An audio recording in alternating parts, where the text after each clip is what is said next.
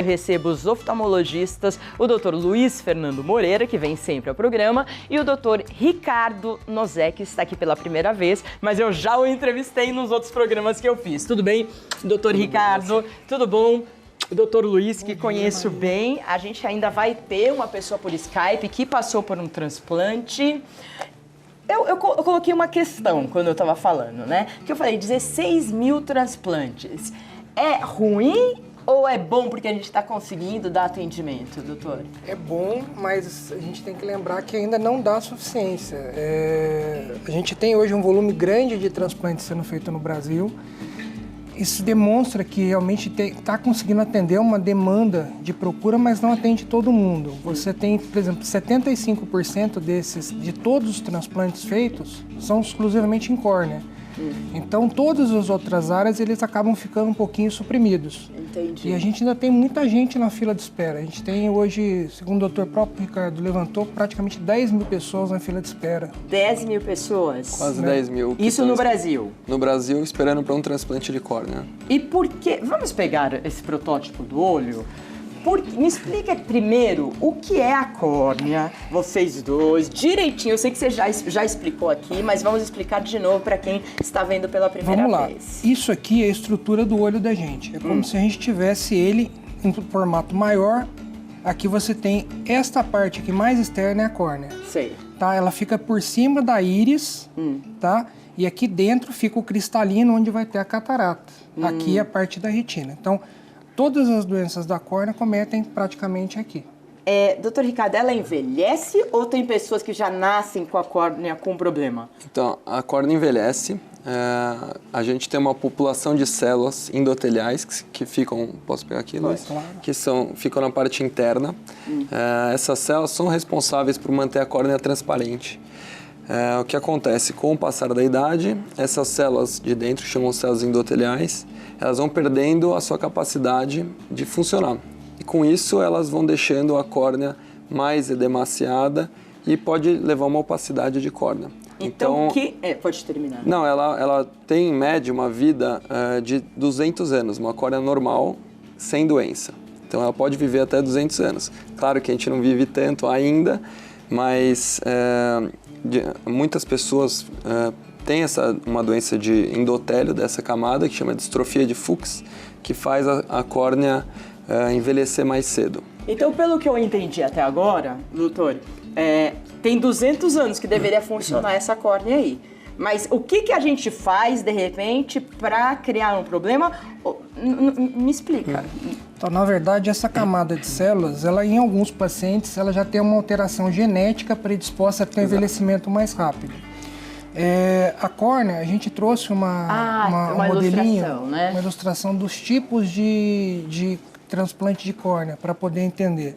A gente tem alguns problemas no Brasil resultantes da legislação. Aqui a gente não pode utilizar o mesmo tecido em pessoas diferentes.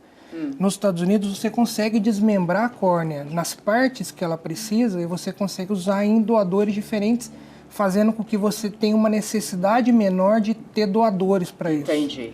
Mas antes, a pessoa é por genética, que a córnea envelhece, e naturalmente com quantos anos que ela pode precisar de um transplante? Depende. Tem estatística disso? Não. Não, é bem variado. Depende, por exemplo, se essa pessoa tem distrofia de Fuchs, essa córnea vai envelhecer mais rápido. Claro, se os pacientes têm ceratocone, que é uma doença bem frequente no Brasil, as pessoas às vezes precisam de um transplante ainda quando são jovens, né? Claro que tem alguns fatores, isso vale mostrar para vocês e falar. O hábito de coçar os olhos. Nossa, eu coço muito os olhos. Exato, é o principal fator de risco para a existência do ceratocone. Por quê? O que acontece quando você coça? Quando você coça o olho, você lesa devagarzinho, você vai lesando as fibras de colágeno da córnea. E essa córnea que tem uma rigidez, ela vai perdendo essa rigidez, vai ficando mais elástica e ela fica mais pontuda, porque dentro do olho tem uma pressão que empurra a córnea para frente. Então, com essa pressão, a córnea fica mais pontuda e pode levar a essa doença que é super frequente em ceratocônia. Tudo passa pelo colágeno, eu tava pensando aqui. Tudo passa pelo colágeno. Vamos explicar, doutor Luiz, por favor. A córnea é aquela parte transparente que fica na frente da pupila. Que é o azul lá. O azul é a pupila, ela fica na frente, é como se fosse aquela elevaçãozinha que tem na parte externa do olho. Vamos lá, porque eu acho... Vocês querem ver vocês dois aqui? Aqui. Não é essa aqui, ó? Essa aqui. Ah, essa aqui. Essa aqui. Tá. Vem mais pra cá, doutor. Essa transparente que fica por cima da pupila. Então, essa estrutura aqui, ela vai ficando com alterações, ela tem 5 camadas. Então, ela pode ficar tendo alterações ou cicatrizes, ou opacidades, principalmente causada por herpes. A causa mais comum no Brasil hoje ainda é o ceratocone. 60% dos transplantes... Que é o que, exatamente? Que é o que o Dr. Ricardo falou, que é o afinamento dessa parte aqui. Ela vai ficando, em vez de ficar redondinha, globosa, ela vai ficando bicuda.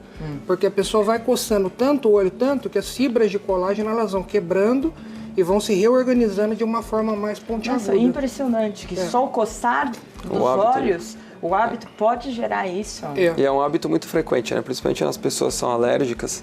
Então, muitas vezes tem que tratar a alergia também desses pacientes. E cada vez mais as pessoas são mais alérgicas por causa da poluição e tudo, né? Alguma outra coisa aqui, doutor? Eu sei que tudo é importante, mas que você queria ressaltar? Aqui, não. Isso aqui tem um outro que a gente colocou sobre as formas dos tipos de transplante de córnea. Tá, então vamos mudar. O que a pessoa sente na prática, quando ela tem problema na córnea, ela não enxerga? O que A visão vai ficando desfocada. Dependendo do problema, ela pode ficar desde uma perda visual muito lenta, que é o caso do cone, ou algumas cicatrizes que a pessoa vai perdendo a visão de uma forma mais rápida, principalmente herpes. Sei. É herpes aquele herpes? O mesmo herpes que dá na boca pode dar no olho. Então, um jeito fácil de lembrar da córnea, pensa que é o vidro do relógio, né? A tampa, a parte mais anterior, né? A parte mais superficial do olho. Anterior, e ela tem várias camadas. Você tem o endotélio, como o Dr. Ricardo falou. Tá, que é essa Você aqui. tem uma limitação, que é a membrana de DCME. A maior parte dela, que é o estroma, que é a parte mais grosseirinha, que a gente utiliza muito para fazer as cirurgias a laser refrativo. Você tem a membrana de Bowman e o epitélio, que é a parte mais superficial. O epitélio, ele praticamente se regenera em 7 dias. Se você tirar o epitélio todo, 7 dias ele se refez. Mas as outras estruturas não. Demora mais tempo. Quanto tempo, mais ou menos? O endotélio não se regenera. Então, qualquer tipo de lesão que tenha nele, uma cirurgia de catarata de forma muito agressiva, uma catarata muito dura, vai fazer o desgaste, vai acelerar o desgaste dessa membrana. Entendi. E a córnea é colocada uma córnea que é de outra pessoa, uma doação. Sim. É isso. Não existe lente córnea ainda, não. Existe uma ceratoprótese, que é uma prótese de córnea artificial. Vira um pouquinho pra cá, doutor, vai aparecer bem próximo. É uma prótese artificial, mas infelizmente não é aprovada ainda no Brasil. Mas nos Estados Unidos Nos Estados Unidos é. Ela foi desenvolvida em Boston, então o nome dela é ceratoprótese de Boston. E ela é uma ceratoprótese artificial. Então ela funciona como a córnea. No próximo slide. Vamos ver o slide? Então, como a gente estava falando, nos Estados Unidos você consegue desmembrar a córnea para utilizar as partes dela em outros pacientes. Você não tem necessidade. Aqui no Brasil você consegue utilizar uma córnea para um paciente só atendido. Só que você tem vários tipos de transplante. Você tem o transplante total, que você tira toda a parte da córnea. Você tem o transplante superficial, que você utiliza muito em paciente com ceratocone. E aí você preserva, né? Se você preserva o endotélio, que é aquela camada... E você diminui muito a rejeição do tem menos transplante. E esse daqui, ó, esse? Esse é o que ele estava falando, que é o Boston K-Pro, que é o que você coloca uma ceratoprótese em cima da córnea no lugar da córnea. Aqui no Brasil não se faz. Faz, mas só em protocolo de estudo. Só em protocolo. Não pode ser feito em paciente regularmente. E isso nos Estados Unidos custa quanto? Mais ou menos uns $7.000 só essa prótese. Uns 20 mil, 7 vezes 4, vai 7 vezes 4, quanto que é, doutor? 7 vezes 3, 21. 28. Uns 22, 25. Se bem que a cirurgia de córnea aqui no Brasil é em média particular de 15 a 20 mil, não é isso? Mais ou menos? Por aí. Mas vamos voltar pro sofá. Vamos voltar pro sofá. Tem essas 10 mil pessoas que estão esperando. É na fila do SUS, doutor? Então, a fila é única, né? Então, claro que ela é variável de acordo com o estado. Mas a fila pela Central Nacional de Transplante, a gente tem um número. Tem uma Associação Brasileira de Transplante de Órgãos. Ela emite ela tem uma publicação que chama Revista de Transplantes. Então, nessa revista eles fazem um reporte anual de todos os transplantes, incluindo o de córnea. Então, essa fila, de acordo com eles... Então, tem a possibilidade do SUS, que é gratuito. Os convênios médicos, eles cobrem. Tá, cobrem essa cirurgia se você é necessário, né? Sim. E tem o caso que não tem convênio, é o particular. Né? Mas a maior parte de todos os transplantes, não só de córnea, de transplante de todos os órgãos, é feita pelo SUS hoje. Eu diria que 70% a 80% é feito SUS hoje. O número de pacientes feitos na rede privada é muito baixo em comparação ao número de pacientes que são atendidos na rede pública. Como que funciona, por exemplo, a pessoa morre. Aí, quanto tempo dura a córnea? Tem isso? Como que é? Assim, o ideal é você retirar o globo ocular o mais rápido possível. Porque, claro, se esperar muito, aí o tecido vira inviável para o transplante. Então, a gente recomenda tirar em até 12 horas. Daí a gente manda para os bancos de olhos, né? Então, cada banco de olhos prepara a córnea. Então, ele retira a córnea com um pedaço do branco do olho, que é a rima escleral. E aí a gente coloca essa rima num frasco de conserva. Então, essa conserva tem antibiótico, tem uma substância própria para preservar essa córnea que pode durar até 15 dias, tá? Entendi. Bom, então é possível, ainda tem muita gente precisando. Daqui a pouco eu vou falar a porcentagem do benefício, mais ou menos, estatisticamente, pelo que vocês veem, quanto que é esse benefício do transplante de córnea, a rejeição também. Vou abrir para perguntas, já quero deixar um número para vocês, 0 operadora 12 997 27 6383, e vamos falar também com a Ana Paula, que é estudante e fez o transplante. E ela vai falar dos positivos, o que doeu, não doeu. Já volto um minutinho. Estamos falando de transplante de córnea. É importante, 16 mil pessoas fazem anualmente aqui no Brasil o transplante de córnea, mas temos 10 mil pessoas na fila ainda para fazer. Vamos falar de como funciona? Porque um transplante deve funcionar quantos por cento, doutor? O número de rejeição é bem baixo. O número de pacientes que tem rejeição é baixo e nos primeiros anos é uma cirurgia muito segura. Então o transplante, a gente vai trocar uma córnea que está com defeito, né, com algum problema ou pacificada, a gente sabe que a córnea é uma lente, essa lente tem 43 graus de potência. Então, é uma lente super forte. Ela é mais potente que a lente que é o cristalino que vira catarata. Então, qualquer alteração na córnea afeta bastante a visão, a luz que chega na retina.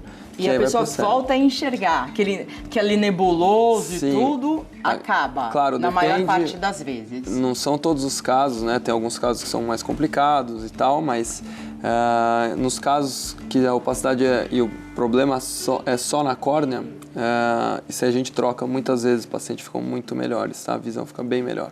E as pessoas voltam a ter a atividade normal que às vezes não tinham, né? Voltam a ter a vida completamente normal, produtiva, com qualidade. E rejeição, doutor? Rejeição é baixa. Rejeição, acredito que seja na casa de 5% e acontece nos primeiros anos.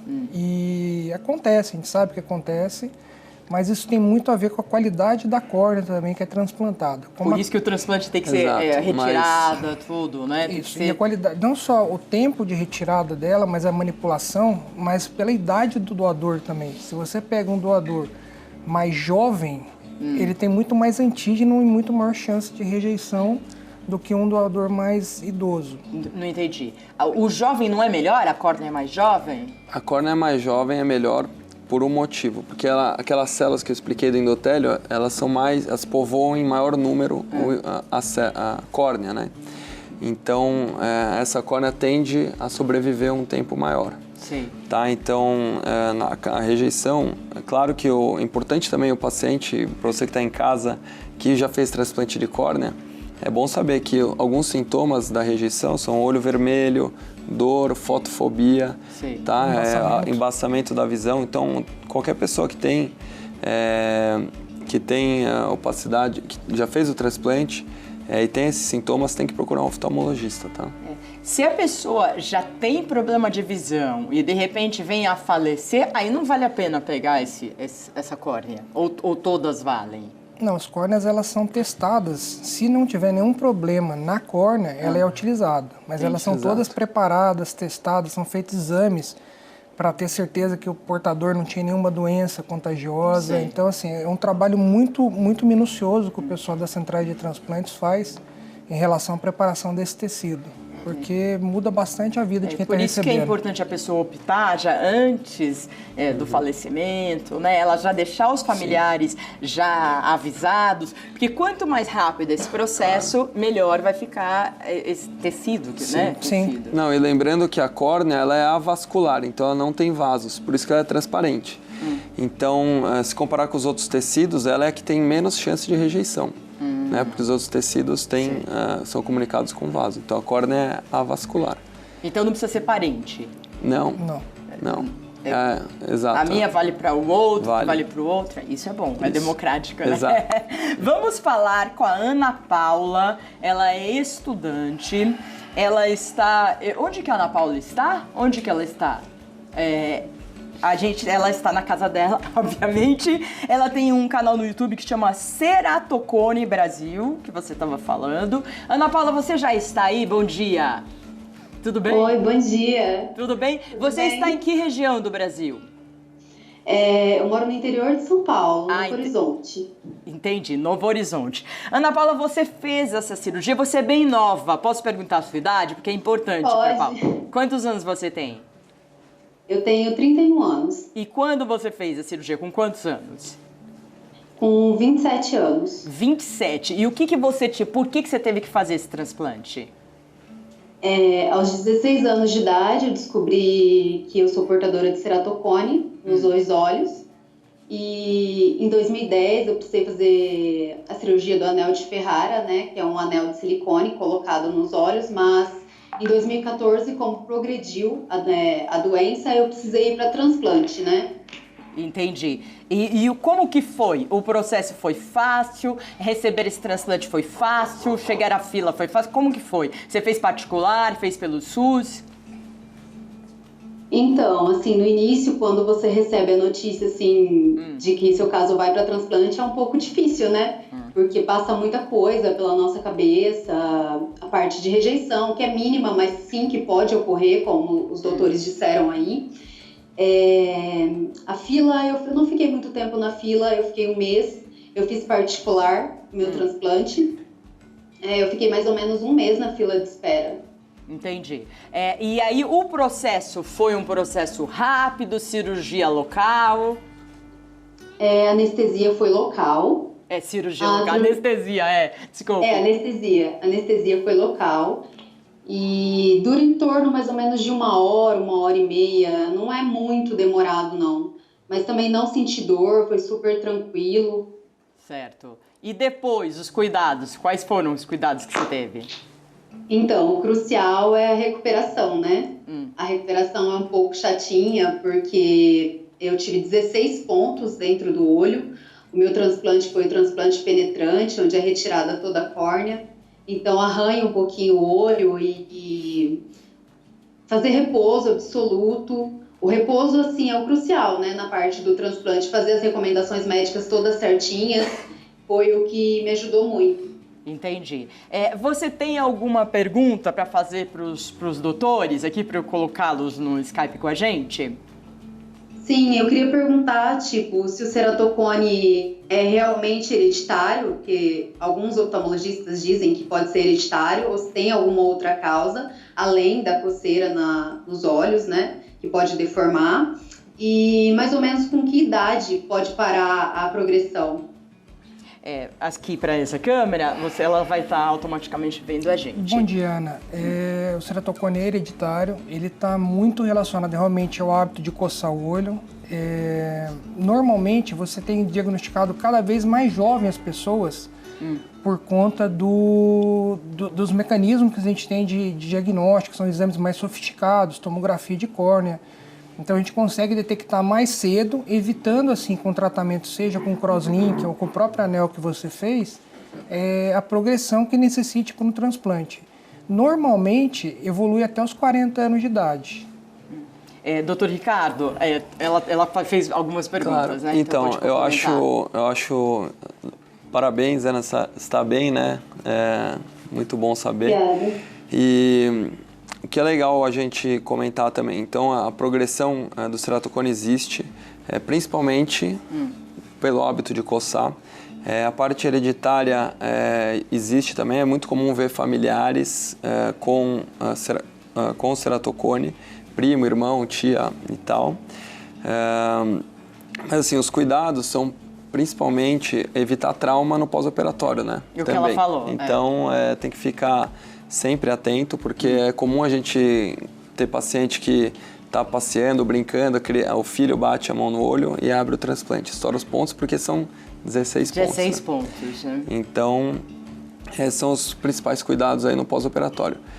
Tá, então, na parte de progressão, como o Luiz falou, mais ou menos entre 35 e 40 anos é difícil progredir mais, tá? Então, ela já com o transplante, parece que não vai ocorrer mais nada. Assim, sim, que sim. Médico, nunca a gente sabe a estatística certa. A medicina mas, enfim, não é uma ciência exata. É verdade. Mas tudo tende a ficar muito bem, né?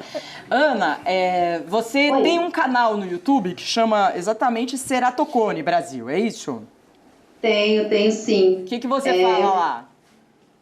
Eu criei o canal com o intuito de ajudar, né, as outras pessoas portadoras de ceratocone, né, que às vezes não tem muita informação sobre a doença, né, dependendo da localidade, acaba de receber o diagnóstico e fica meio perdido, né, sem saber realmente do que se trata.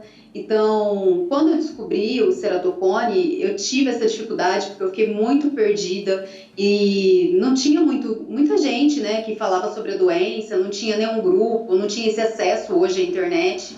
Então, faz uns 2 anos eu senti a necessidade de criar o canal Ceratocone Brasil, onde nós temos também um grupo no WhatsApp, onde é trocado informações, né, nós conversamos uns com os outros, trocamos experiências e é bem bacana.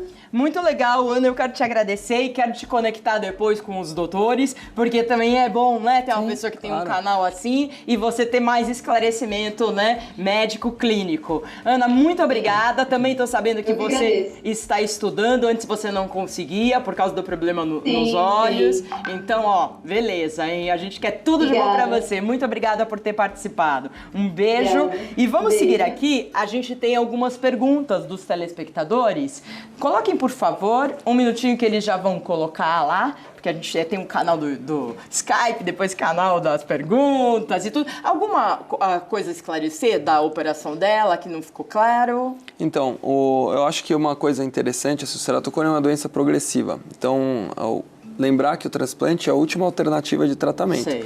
Antes do transplante tem ainda o uso de óculos para começar, lente de contato, tanto as gelatinosas quanto rígidas e esclerais, o anel intracorneano, que também faz essa regularização, né?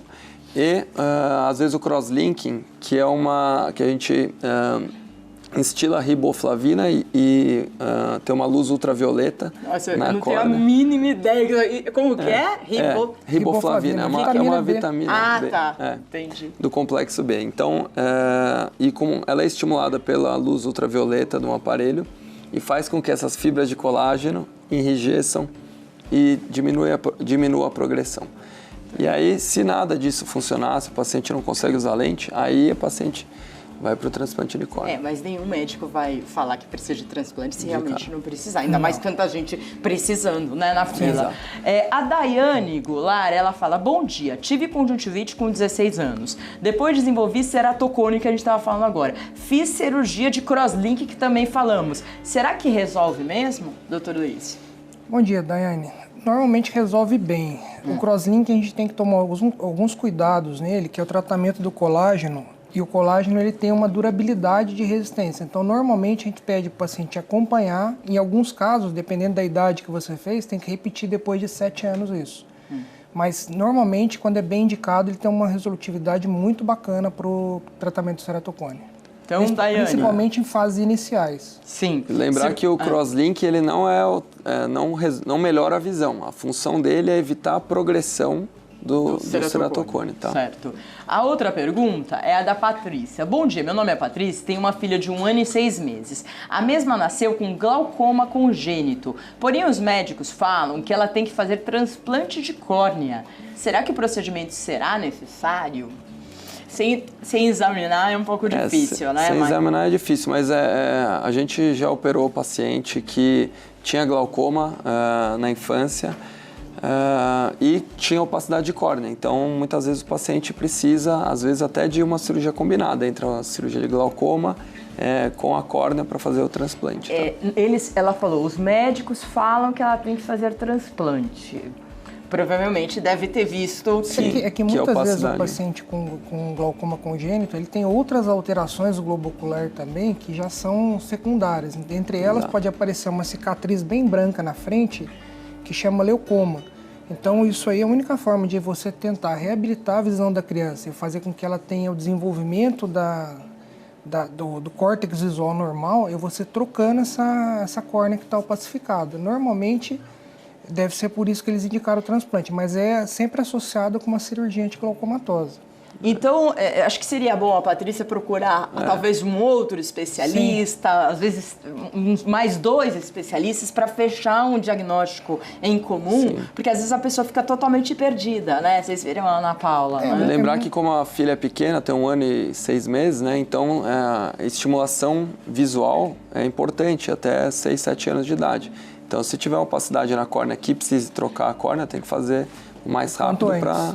Então, vamos já, Patrícia, procurar mais especialistas para ter outros diagnósticos, que é muito importante que sua filha é pequena. Quero agradecer ao Dr. Luiz Fernando Moreira, oftalmologista, é da clínica Iovale, que eu conheço bem, Instituto de Olhos do Vale, né? Atende muita gente, opera muita gente, inclusive me operou e restabeleceu a minha visão. Que bom, doutor, muito obrigado. Eu que agradeço. Sempre agradeço porque foi muito importante para mim. Agora eu consigo ler sem óculos, fácil demais. Doutor Ricardo Nozé, Nozé? Como? Nozé. Isso. Engraçado, deve tirar sarro, né? Brincadeira, doutor, é que eu sou muito bem-humorada aqui no programa. Oftalmologista, quero seu contato, qual que é? Eu deixo. Em São Paulo, né? Agora a gente também vai estar montando... A gente está montando um centro de transplantes aqui na clínica. O Dr. Ricardo vai ser o coordenador da central de transplantes. Que ótimo, na Iovale. Na Iovale. Mas em São Paulo também atendo na iClinic, que é em São Paulo. Tem algum Instagram? Tem iClinic SP. I de olho. Y-E Clinic. Isso, SP. SP, tá bom. iClinic SP e o doutor Iovale, Instagram Iovale, tudo certo. Muito obrigada. Um prazer. Manda um beijo para sua senhora e seus filhos. Sua senhora é uma gata. É novíssima, né, doutor?